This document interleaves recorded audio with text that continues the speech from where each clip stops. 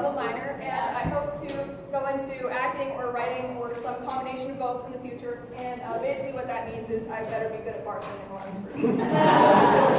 I'm from Franklin, Tennessee, and usually when I tell people where I'm from, I say Nashville, because that's the city that they know. It makes me sound kind of cool. But Franklin is just Nashville's smaller, rednecker cousin. And so Franklin's got like really good barbecue and Confederate flags and battleground sites and all of these little family-owned shops. And they have these great like little chalkboard signs that you can hang in your house that have cheesy quotes on them, like, all I need is coffee and Jesus. My personal favorite quote that I've seen is, science has proven that women who carry a little extra weight live longer than the men who mention it. It's great. Nashville is the opposite scene. It's all these hipsters. So you've got like vegan restaurants and these really bougie little boutiques, and it's Music City. So everybody has these tattoos on their arm. They're like little heartbeat signs leading to a music note, and every single person with that tattoo thinks it's super original. All those people with those tattoos, they give their kids names like Bentley and Harmony and Kale. I wish I was making that up. Kale is a real one.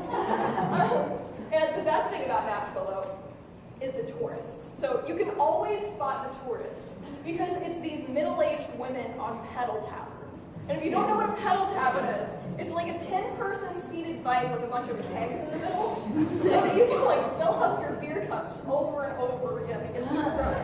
And so they'll be pedaling around like, ladies, let's burn off the calories from that Nashville hot chicken while we get drunk!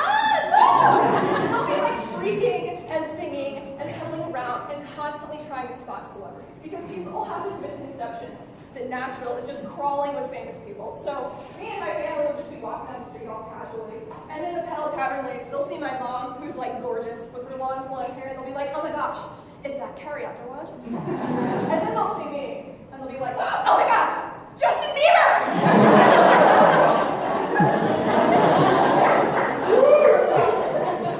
So when I came here, living in redneck Franklin, I got some really interesting reactions when I told people that I was going to SLU, especially when I told them that it was a Catholic school there, because I went to a Southern Baptist church for like 7 years.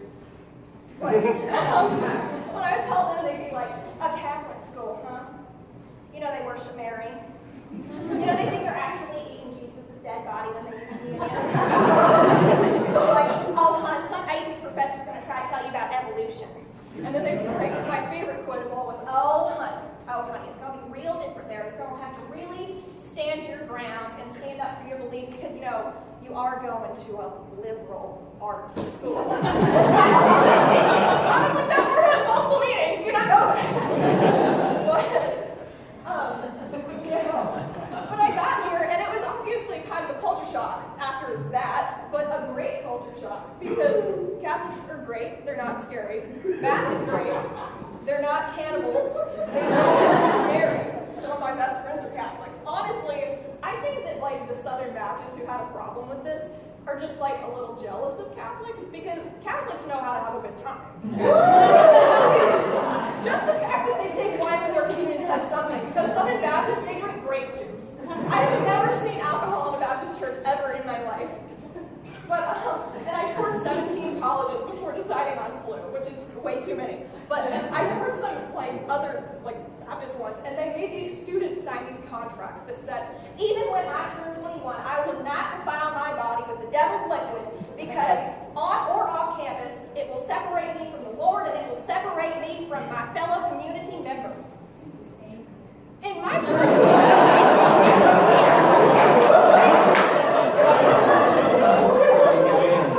don't know about you guys, but I've seen some really, really great theological and philosophical conversations happen between people who have had a couple of years of this.